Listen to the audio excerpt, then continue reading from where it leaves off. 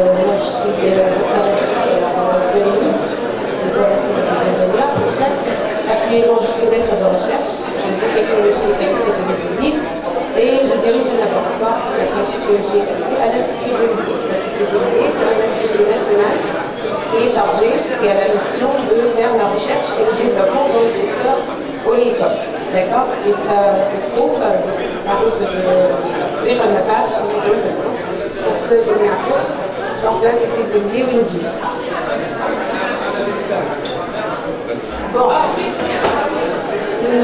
les projets ou les idées de projet, finalement, ce n'est pas vraiment des idées de projet qui sont très innovantes, mais il y a des projets, des possibilités de projets dans le secteur oléicole et qu'il faut saisir l'occasion d'investir dans ces projets-là. Donc celui qui est intéressé par donc, le domaine de l'huile, l'huile d'olive et l'olive, il n'a qu'à avoir ces idées de projet et essayer de saisir donc, une de ces occasions.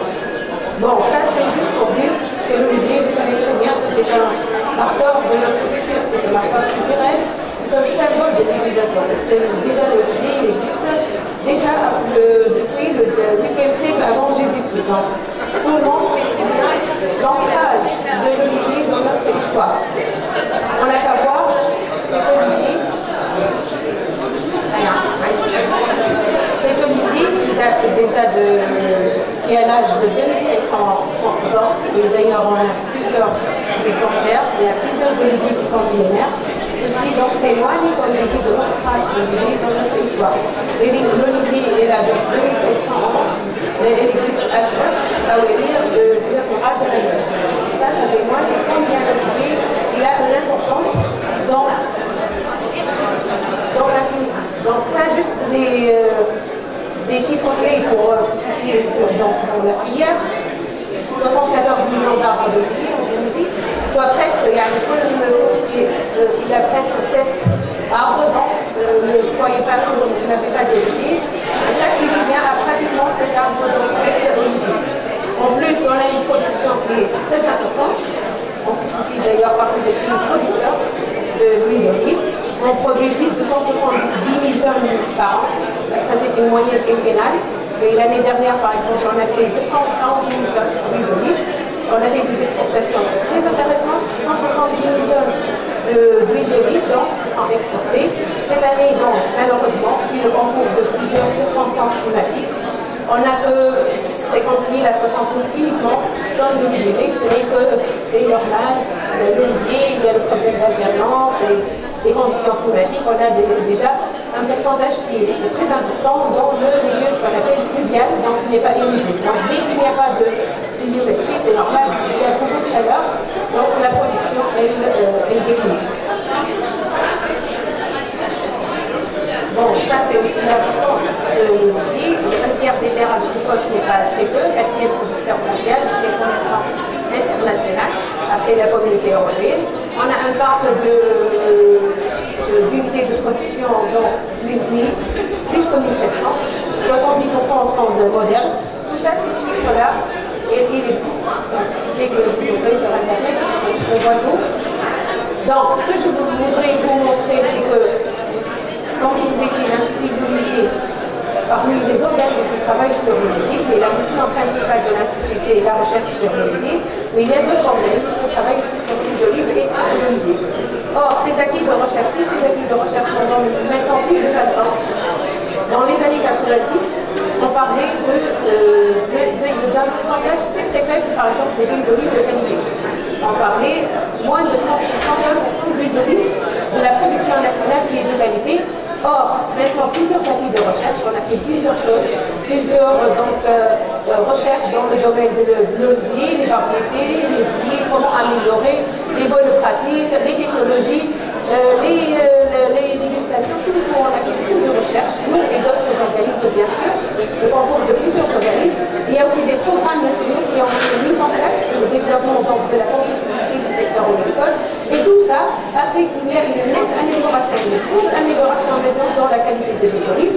On parle maintenant de plus de 70% des quantités exportées. Les quantités exportées, après nous savons bien déjà, elles sont de qualité, donc vierge extra, c'est-à-dire de la qualité et très bonne de l'huile d'olive. Ça, très très bien pour la filière.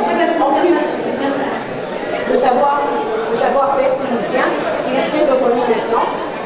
d'ailleurs plusieurs de nos entreprises, les promoteurs, tout. Donc ils participent dans des prix, de l'aspect international, et ils ont plusieurs entreprises et notre savoir-faire est très bien homologué actuellement. Mais en dépit de tout ça, c'est pour ça que je suis présente aujourd'hui, en dépit de tous ces succès, il reste toujours encore à faire. Hein. Il y a toujours encore à faire avec le secteur. Donc il y a des possibilités, encore de nouveaux projets, même des projets. Mais il faudrait y investir encore parce que les possibilités de faire ou d'investir dans ce projet est très très intéressante. Bon, tout ça, c'est les produits de l'olivier. C'est l'olivier, il y a plusieurs produits. D'ailleurs, maintenant, on appelle les produits et sous-produits parce que tous les produits sont utilisés chez l'olivier. Mais ça reste quand même l'huile d'olive, c'est le produit noble. C'est le premier produit, c'est le produit noble. Et d'ailleurs, en Tunisie, on fait ici la l'huile d'olive, particulièrement pour l'huile d'olive. C'est pas pour autre chose. C'est vrai, on a l'huile de table, mais c'est l'huile d'olive qui est le plus, donc, qui est ici en Tunisie. Donc, l'huile d'olive, c'est le produit noble, mais il y a les feuilles d'olivier. Il y a l'olive, il y a le bois, il y a le pruneau, il y a les marchés, il y a le noyau, il y a tout. D'ailleurs, on dit l'huile d'olive, on appelle d'ailleurs l'huile miracle. L'huile d'olive, c'est l'huile miracle. Pourquoi l'huile d'olive? Ça, fait bien, je crois, c'est la Raphaël. L'huile d'olive, elle est utilisée bien sûr dans la cuisine. C'est l'élément fondamental de la cuisine et du régime méditerranéen, ce qu'on appelle le régime méditerranéen. Maintenant, le régime méditerranéen, la diète méditerranéenne, et d'ailleurs, on a ici la c'est la Méditerranée, en Tunisie aussi, il y a des champs où la diète méditerranéenne est en bien entrée. La diète méditerranéenne, elle est inscrite dans l'UNESCO, le patrimoine, ce qu'on appelle le patrimoine immatériel, parce qu'il y a des choses immatérielles, des choses matérielles. Donc la diète méditerranéenne est dans l'huile d'olive, et l'élément principal, elle est inscrite au patrimoine immatériel de l'UNESCO. Donc ce qui est très très important, très intéressant pour déjà. Il y a maintenant plusieurs réseaux qui travaillent sur l'huile d'olive et sur la valorisation de cette huile d'olive. Donc, autre que la cuisine, donc l'alimentation, l'huile d'olive aussi est inscrite dans la pharmacopée, il est inscrit comme médicament. Donc, il intervient surtout dans la musculothérapie. Tout le monde maintenant connaît que l'huile d'olive prévient contre plusieurs maladies cardiovasculaires, cancer, diabète, etc. Mais pourquoi il fait tout ça? L'huile d'olive, premièrement, parce que la composition en acide gras est très particulière. Donc il a donc, ce qu'on appelle les acides gras monoinsaturés qui sont là. Donc, il a un pourcentage d'acides gras monoinsaturés qui est plus élevé. C'est ça qui fait la singularité de l'huile d'olive. Les acides gras monoinsaturés, donc toutes les recherches ont montré les bienfaits de ces acides-là, surtout dans la prévention contre les maladies cardiovasculaires. Et ça, c'est des recherches médicales qui sont maintenant bien donc établies et bien réalisées. Mais la deuxième chose, la deuxième singularité, parce qu'il y a si vous le voyez ici bien, par exemple, il y a par exemple le tournesol d'olive, où on a un pourcentage aussi d'acide gras monoinsaturé qui est très élevé, mais qui ne contient pas, par exemple, ces composés mineurs, parce que l'huile de tournesol, il y a après ce qu'on appelle un processus de raffinage, donc au moment du raffinage, tous les composés mineurs, ils vont s'en aller. Alors que pour l'huile d'olive, c'est juste dans le naturel et non le composé mineur, et notamment les antioxydants, les polyphénols, les trophérols sont des antioxydants et les stérols. Tous ces composés-là, c'est tout avec la composition d'acide gras, donc la singularité et la notoriété de l'huile d'olive. Bon, tout ça c'est en introduction, hein, mais juste pour dire, comme j'ai dit, il y a encore des possibilités d'investir dans le domaine de l'huile d'olive. Ici, j'ai mis quelques projets, par exemple, conditionnement des huiles d'olive, l'élaboration des huiles d'olive monoparentales, les huiles d'olive aromatisées, les tapenades, les pâtes d'olive, les confitures, les d'olive.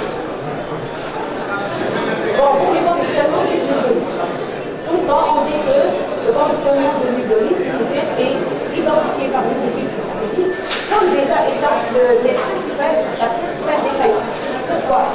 Parce que nous, j'ai dit, regardez ici par exemple, en 2012-2013, on a exporté 163 000 tonnes. 163 000 tonnes. En 2005-2006, on parlait de 0,9% uniquement. 0,9% uniquement de la quantité exportée, il y a 1244 tonnes uniquement en conditionné. Regardez bien la différence entre le prix, par exemple, d'une tonne. Le pris le directeur, par exemple, conditionné, et le prix de vin qui était conditionné. Conditionné, ça fait le cas 170 dinars la tonne. Or, il n'est pas conditionné, 3732. Vous voyez la valeur ajoutée, combien? 46%. 46%. On exporte 160 000 tonnes, uniquement 10% maintenant, on est arrivé à 10%, mais on va arriver à moins de 0,1%, moins de 1%. On a en 2005-2006, à 1% qui est exporté conditionné. Vous vous rendez compte, la valeur ajoutée n'est pas due, on la donne comme ça. Et maintenant, jusqu'à maintenant, 163 000 tonnes. C'est vrai, on a fait un saut qui est une considérable augmentation, mais quand même, bon, on est arrivé à 10%, maintenant, conditionné. Donc, à 163 000 tonnes, on a exporté 13 000 tonnes qui sont conditionnées. Je ne sais pas si vous vous rendez compte de ce qu'on fait à la valeur ajoutée qu'on devrait vraiment avoir à ce Tunisien. On a vu comme ça, on donne le solide, lui il est lié à ses lots, et finalement, comme ça on la donne, on a de riche. Toute cette valeur ajoutée, les données. Et pourquoi ne pas investir dans ce domaine-là, de conditionnement? Ça reste encore un domaine où on peut investir. Mais il faut savoir comment investir. Investir, faire des unités de conditionnement, par exemple. Les unités de conditionnement, il y en a maintenant partout. Toutes les capacités automatiques, semi-automatiques, il y a tout. Alors, celui qui vient de France, par exemple, le faire, c'est pas la peine d'avoir déjà une unité d'extraction, une unité. Il peut acheter des unités, il peut choisir. Celui qui va s'investir ici, il peut choisir. Il peut faire une unité de conditionnement avec bien sûr des bits de stockage. Et tout, il étudie son projet, mais avant tout, il doit chercher surtout, ce qui est très important, les marchés. Voilà. Et les marchés, on peut les trouver. Parce que j'ai des gens qui sont investis dans le conditionnement, le marché, on ne trouve pas. Les marchés ésotiques, comme j'ai dit, les marchés ésotiques, je participe des fois, je participe à l'énergie, j'ai participé en tant que chercheur. Et les fois, avec les projets, où il y a le barricade, où même, oui, c'est la paix de faire déjà. Avec vous voyez, on faisait la recherche. Les gens, il faut participer à des fois, c'est quand même spécialisé dans le marketing, le commerce et tout ça. Et quand tu investis, je suis investi tout. Donc, tu dois étudier avant tout le marché, juste pour les marchés, et des marchés, il y a beaucoup de marchés pour toi. Par exemple, si on voit que la famille, je joue pour les marchés baraques, comme le Chine ou le Japon, on peut faire des marchés partenaires, la France. Les marchés de l'Europe, nous, moi, je suis partenaire. Ils ont besoin des livres qui sont particuliers, on voit la biologie et on est la bénéfice, on va parler sur tout ça. Il faut aussi innover ce qu'on appelle le packaging de l'emballage. Les innovations maintenant sont énormes, mais on peut toujours innover, il faut toujours garder dans la tête la qualité de l'huile. Tu peux faire une qualité, la qualité ça ne veut pas dire uniquement les huiles vertes extra. La qualité c'est surtout aussi la typicité, l'originalité de tes huiles, l'authenticité, c'est ça. Donc là tu as des huiles d'olive d'origine bien déterminée et la créativité. Dans l'emballage, il y a la créativité. Par exemple, pour le moment, on n'a pas d'esprit, un esprit d'huile d'olive. Or, l'esprit, par exemple, c'est un produit, il s'arrête avec uniquement des sprays uniquement, ça tu innoves dans le packaging, dans l'emballage. Déjà, il y a un projet qui n'existe pas. En cuisine, je fais des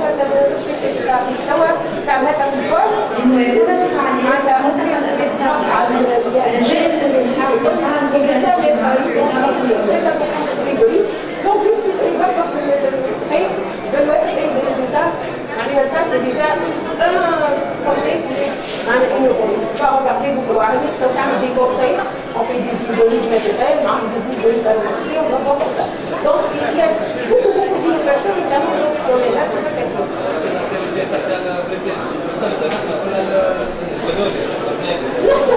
أي validé حتى على يستوي الشجع والشجع سبيسيو après les variétés تاعنا هما l'authenticité c'est ça, c'est aussi la variété là, je pense que mais ça ne veut pas dire que tu ne valorises pas aussi des huiles d'olive la variété introduite qui est là, on a pas de voilà, comment بالعكس هي باش بالعكس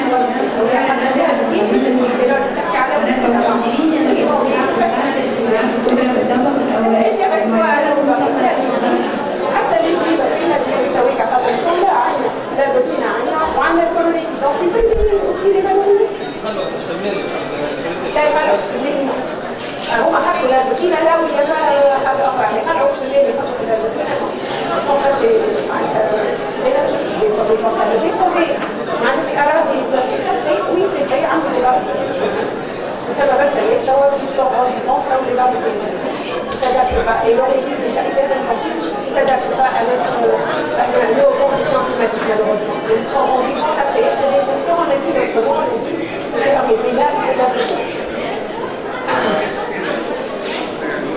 Donc, dans tout ça, dans le conditionnement, le projet de conditionnement, il y a ce qu'on appelle, comme je dis, le caractère recherché qui est le caractère de distinguer, donc de typicité.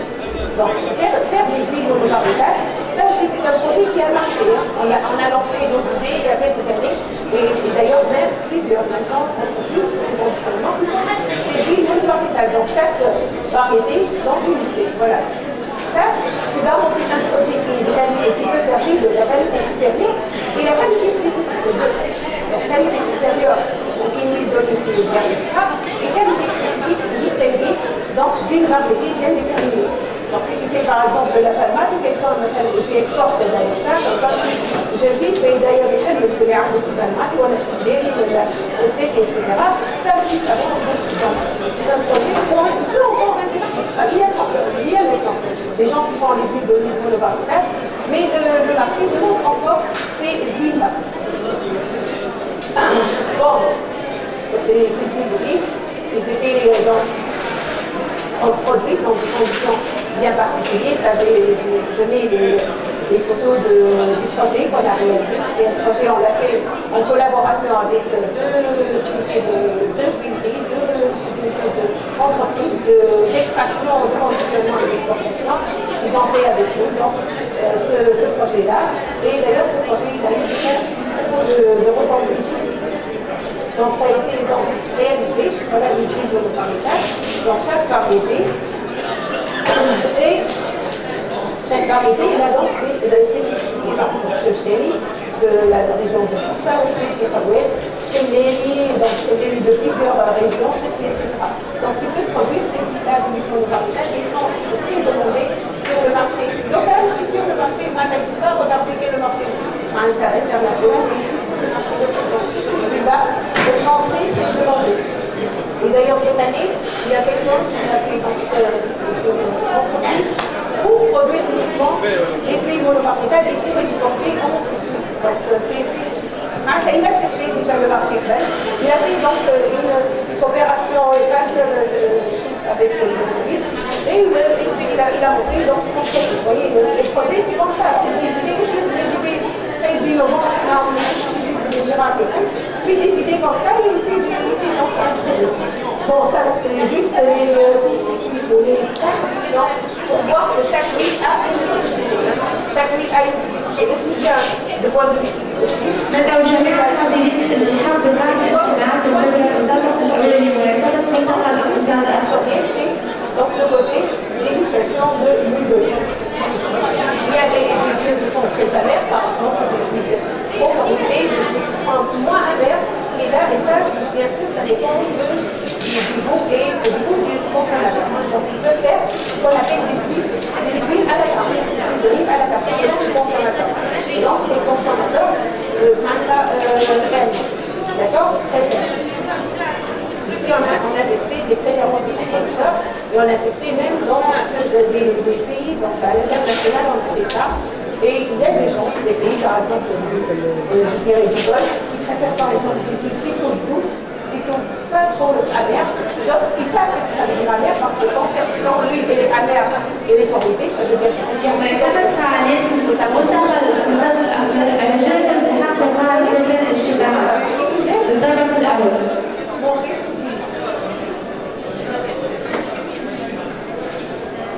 bon, aussi on pourrait aussi faire des suites, mais qui portent ça qui portent aussi des signes, avec des signes de qualité. Maintenant, c'est nouveau maintenant, c'est pas nouveau dans l'huile d'olive, mais parce qu'on n'a pas, jusqu'à maintenant, la Tunisie n'a pas vraiment l'appellation d'origine contrôlée. On a fait une seule qui est parue au journal de Georges, donc au journal de en décembre 2010, mais on n'a rien fait. Il n'y a pas de produit, pas jusqu'à maintenant, des huiles qui sont donc des huiles typiques pour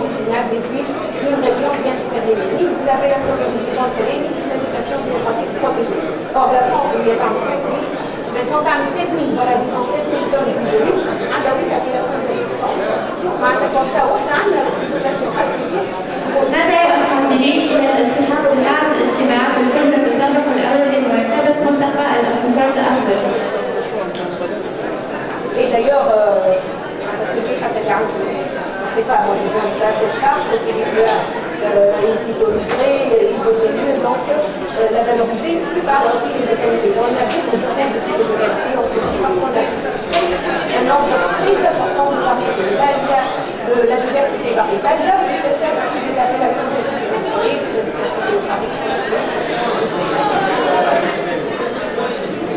Bon, la deuxième idée, c'est les huiles d'olive aromatisées. Les huiles d'olive aromatisées, avant quelques années, 5 ou 6 ans, on a vu vraiment tout le temps d'huile d'olive aromatisée. Or, on a fait plusieurs recherches dans ce domaine-là. Plusieurs, on a commencé, c'est vrai, en 2006. On a fait varier les plantes aromatiques, les huiles essentielles. On a fait comme projet optimiser les concentrations, étudier la stabilité des huiles, faire donc des enquêtes de consommateurs. On a fait beaucoup de choses et on a trouvé des gens qui sont intéressés. Et de là, par exemple, le nom d'huile, parce qu'ils ont fait sur Internet, vous allez voir, saveur méditerranéenne, donc elle est née en 2007. Après avoir exposé nos résultats sur les huiles de l'université, il y a déjà sociétés qui sont trois entreprises à partir de ce projet-là. Et maintenant, vous avez qu'à entrer le projet sur Internet et vous regardez bien. Donc, c'est dans le domaine de l'huile d'olive aromatisée, encore il y a des choses aussi à faire. Même s'il y a maintenant des quantités, je n'ai pas en tête la quantité de l'huile d'olive aromatisée, mais il y a encore des possibilités à faire des huiles d'olive aromatisées. Et d'ailleurs, ça ne nécessite pas vraiment un grand investissement parce que les huiles d'olive, donc il y a une macération avec soit les plantes aromatiques, bien on ajoute les huiles essentielles, et il y a une variété énorme de plantes, aussi bien les plantes aromatiques naturelles que les huiles essentielles. Donc l'ail, le piment, le ruban, le fruit d'herbe, le citron, l'orange, le mandarin, les fruits du nectar, donc diversifiés. Et quand on fait des huiles d'olive aromatisées, ce qui est bien, c'est que tu vois les bienfaits de l'huile d'olive, ça on le connaît très bien, mais aussi les bienfaits des plantes aromatiques. Surtout ceux qui utilisent des plantes aromatiques naturelles. On sait très bien que ces plantes aromatiques, elles sont des plantes médicinales d'ailleurs, et ils ont donc beaucoup de bienfaits sur la santé. Là, voilà, on a fait le projet des huiles d'olive aromatisées, je vous ai dit. On a fait ça, donc on a fait aussi à la on a fait aussi dans plusieurs manifestations nationales et internationales, et ce projet il a eu dans beaucoup de sujets, comme je vous ai dit, il y a beaucoup d'entreprises qui sont créées après, donc c'est il y a aussi ce qu'on appelle dans le domaine des olives des tableurs. Maintenant on fait même des confitures, donc c'est vrai que ça c'est pas vraiment de nos habitudes primaires de faire des tableurs. D'ailleurs même les gens quand on voit qu'est-ce que c'est que ça, les tableurs, en plus il les fait des confitures.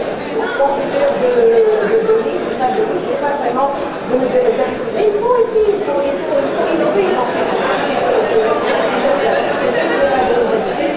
Mais pourquoi pas du bon chocolat dans une tartinette avec bien sûr un peu de confiture. Donc tu vois les deux, aussi bien la santé et aussi en plus tu vois à la vie. Les olives. Les bienfaits de l'olive ou de l'huile d'olive aussi, c'est connu. En plus, les huiles d'olive et les olives, quand ils sont consommés, ils sont très riches en protéines. Et d'ailleurs, à quoi équivalent l'olive contient une plus grande quantité de certains antioxydants que son huile. Donc, quand on mange des olives, il y a donc tous les antioxydants et ça, c'est donc pour la santé. Voilà, les pâtes d'olive, les confitures d'olive. Donc, c'est notre projet aussi de bon, on a des cas aussi. En plus de ça, il y a aussi tout le domaine. Comme je vous dis, l'huile d'olive, c'est la cuisine, c'est le manger, mais il y a plusieurs maintenant. On se trouve des produits cosmétiques, notamment à base de l'huile d'olive. La pâte, c'est un mot qui veut dire la pâte d'olive est mélangée avec un certain.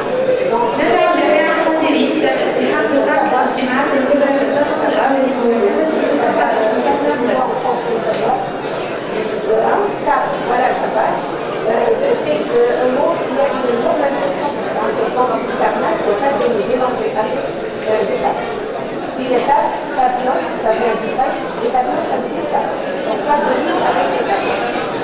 des pourcentages de calories. Et c'est bien normalisé, le mot d'asthme. Les pâtes d'olive, typiquement, les pâtes d'olive naturelles, avec le temps, avec le romarin, tout ça, beaucoup de choses. Mais quand c'est pâtes d'olive mélangées avec du sucre, avec du beurre, bien de calories, ça s'appelle pâte d'olive. Donc, là, on a 38 000 calories. Il y a tout là, on a 38 000 aussi.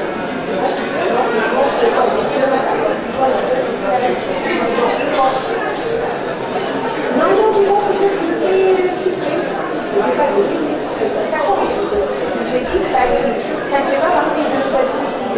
Et ça peut switcher. Il y a des gens qui peuvent switcher. Donc, là, on lui donne d'autres choses qui sont en vente nouvelles. Donc, le cosmétique. Le cosmétique, maintenant, ça vend très l'huile d'olive. Regardez l'huile d'olive. Le packaging, donc là, c'est comme des parfums, finalement, l'huile d'olive. On le retrouve vraiment le marque important parce qu'on a l'huile d'olive dans la maison. On fait là, on a tout ça, on a l'huile d'olive. On peut l'huile d'olive, on a des pays où l'huile d'olive, c'est vraiment حاجة كيما parfois c'est deux médicaments. Donc, on a un seul للراغبين في الالتحاق بمنتقل اقتصاد الأخضر الرجاء التوجه لقاعة الاجتماع في الكبرى بالدور الأول. Bon, il y a aussi le projet de feuille d'olive. Et ça a été fait d'ailleurs l'année dernière et réalisé en start-up. Ça a été réalisé en FINAC. Il y a quelqu'un qui a fait sur les feuilles d'olive et qui fait maintenant actuellement, il monte l'entreprise. L'entreprise, je dis non, mais il monte déjà l'entreprise. Regarde, les feuilles d'olive, il y a pas pour se créer une quantité énorme de feuilles d'olive. On a 74 millions de pieds d'olivier. Et au moment de la taille, je crois que l'olivier donne à peu près 11 kilos. Donc, vous savez combien on a de feuilles d'olivier qui composent ça. Or, les feuilles d'olivier, avant, ils étaient utilisés. Donc, j'ai trouvé ça sur Internet. Avant 3500 ans, ils étaient utilisés comme ça, pour des blessures, pour faire beaucoup de choses. Et là, ça a été utilisé même pour combattre le paludisme. Mais il y a eu un moment où on utilisait beaucoup d'antibiotiques, donc on a oublié les feuilles d'olivier. Là, ils sont utilisés surtout dans la thérapie. Les feuilles d'olivier, donc il y a quoi les feuilles d'olivier? Il y a les contiennent des composés qui sont très importants de l'européen ici, et les flavonoïdes. C'est l'européen ici, maintenant l'Occident.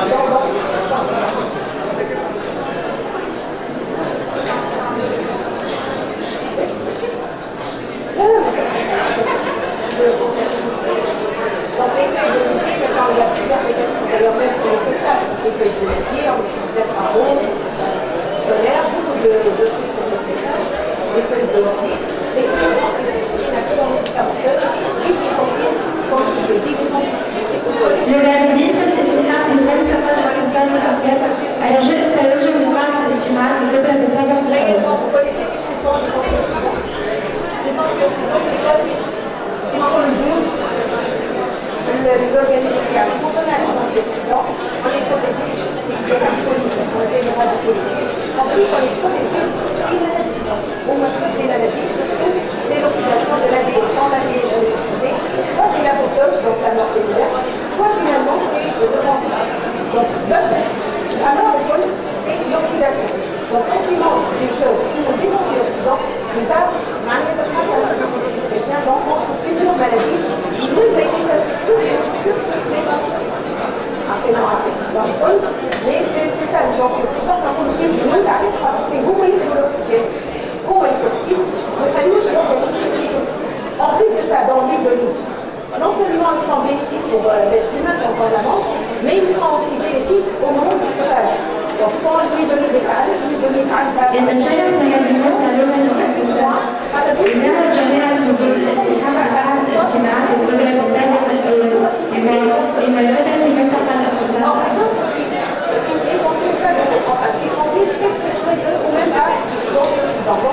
Donc, il préserve.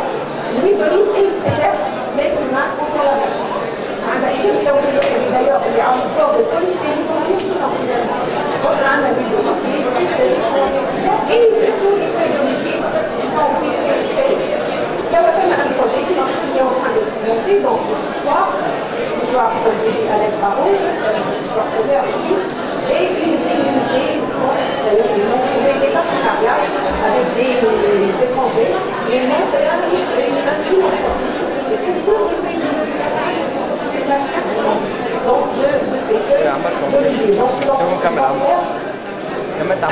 beaucoup de choses.